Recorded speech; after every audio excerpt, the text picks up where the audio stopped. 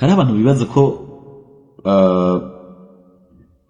biyumvira ko YouTube channel ari abantu bafise ubwenge bwinshi canke ari abantu bafise ibintu byinshi bokora. Oya, YouTube ntabwo ari iy'abanyabwenge, ni iy'abantu bihangana, ni iy'abantu bakora, bari humble. Okay, reka mvuge ikintu kintu. Hari umuntu yugurura YouTube akaba yibaza yuko mu kwezi kumwe canke mu ndwi imwe ategerezwa kuba yarose monetization atanga kwinjiza amafaranga. Abashaka ko akora ka video kamwe kaca kamuhereza ababone 1000 amasaha 4000, donc akacabona monetization. Aho rero wewe nimba wiyumvira ivyo bintu, manzo subire muhira wige, wicare wige.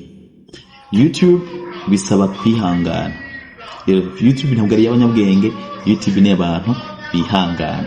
Icyo ukwiye gukora rero, tangura ugurure YouTube channel yawe, uyugurure uyishire ngaho. Icya kabiri, hitamo sije. Aha hantu bakanda kwereke. Urasanga uno munsi umuntu ariko aravuga, ariko arakina comedy, ejo akacavuga ivy'umupira, hirya ejo akacaja muri industry ya music akaba mu promoter, sivyo? Hirya ejo ukamusanga ariko arigisha ikintu kanaka. Aho vraiment YouTube iragufata ukundi kuntu. Algorithm ya YouTube ntiheza ngo gufate neza, kumenyere ivuga ati uyu muntu ibintu akora reka tubihereza abategerezo kubiraba, kubera ko uravanga. Rero hitamo sije imwe. Nimuvuga ati je ngo manza ndavuga iby'umupira w'amaguru, nahawe we hitamo sije imwe.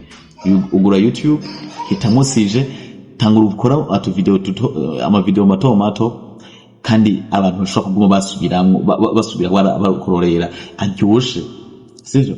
Amavideo aryoshe, abantu bavuga ati okay ngende subire kuraba kaka video kabaryohera, sivyo? Icakane, kora ama titles, sivyo? Titre nazo ni ikintu cyambere. Titre na thumbnail.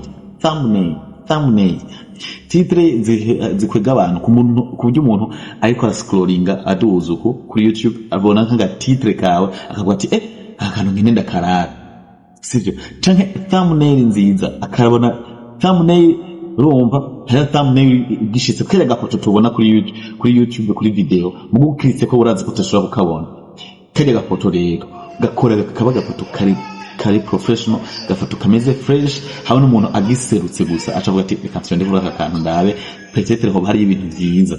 Rero fungura YouTube, hitamo sije imwe nziza, hama akora ama video magufi kandi aryohera abantu, then kora ama title na thumbnail nziza, sivyo? Ikintu gihambaye rero ni consistency, sivyo? Consistency. Uzakora video imwe canke zibiri mu ndwi. Donc ikintu cica abantu benshi, arakora video no munsi, iyindi akazosha kuyikora haheze nk'ukwezi. Aho vraiment ntubuze turimo ibya audience yawe, bajya abantu bawe bagukurikirana barate bakakwibagira, baba bakwibagiye. Rero bisaba ko bagumiza muri mood. Kora video imwe uyu munsi, iyindi kubite kwejo canke imwe mu minsi ibiri, imwe mu minsi 3 canke zibiri mu ndwi imwe. Mugabo indwi ntize guhera utarabahereza iyindi video.